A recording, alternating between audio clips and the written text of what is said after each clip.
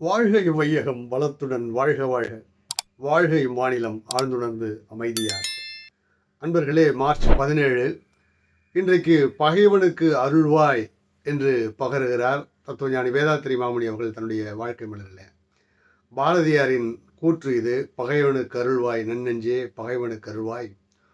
புகை நடுவினில் தீ இருப்பதை பூமியில் கண்டோமே நன்னெஞ்சே, அதுபோல பகை நடுவினிலே அன்புருவான நம் பரமன் வாழ்கின்றான் என்று பாரதியார் பாடிய அந்த வரி உங்களுக்கு நினைவுக்கு வரலாம்.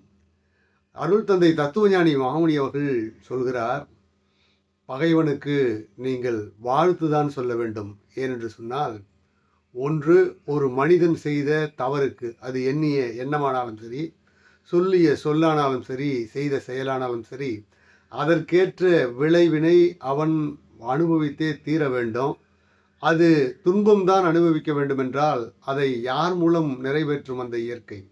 ஒரு நபரை தேர்ந்தெடுத்து அதனை நிறைவேற்றி அந்த வினைப்பதிவை நேர் செய்கிறது.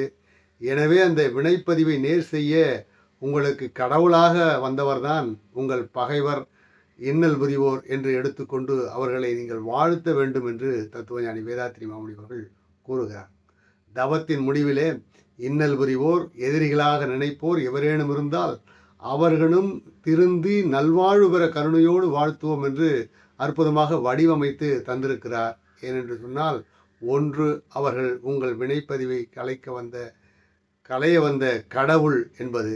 இன்னொன்று, அப்படி ஏற்பட்ட இன்னல் அல்லது பகை நீடிக்க வேண்டும் என்றால் நீங்கள் நினைப்பீர்கள், அது தொடரக்கூடாதல்லவா?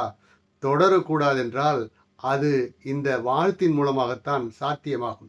தொடர்ந்து அவரை வாழ்த்துவது, கருணையோடு வாழ்த்துவது என்பது மூலம் அந்த வாழ்த்து அலை அவரை தாக்கி அவர் மனதை சீர்படுத்தும் என்பதோடு மட்டுமல்லாமல், இங்கிருந்து புறப்படுகிற அந்த அலை இங்கேயே இந்த மனத்தையே கூட, நம்முடைய மனத்தையே கூட சீர் செய்து விட்டு தான் கிளம்பும். எனவே பகை நீடிக்காது. ஒன்று, வந்த வினை இதனோடு, செய்த வினைக்கான பதிவு இதனோடு கலைகிறது என்ற மகிழ்ச்சியோடு விண்ணல் புரிவோர், எதிரிகளாக நினைப்போரை வாழ்த்த வேண்டும் என்று தத்துவஞானி வேதாத்திரி மாமுனி அவர்கள் கூறுவதை உங்களிடத்தில் எடுத்துச் சொல்லி இன்றைய சிந்தனை நிறைவு செய்கிறேன். வாழ்க வளமுடன்.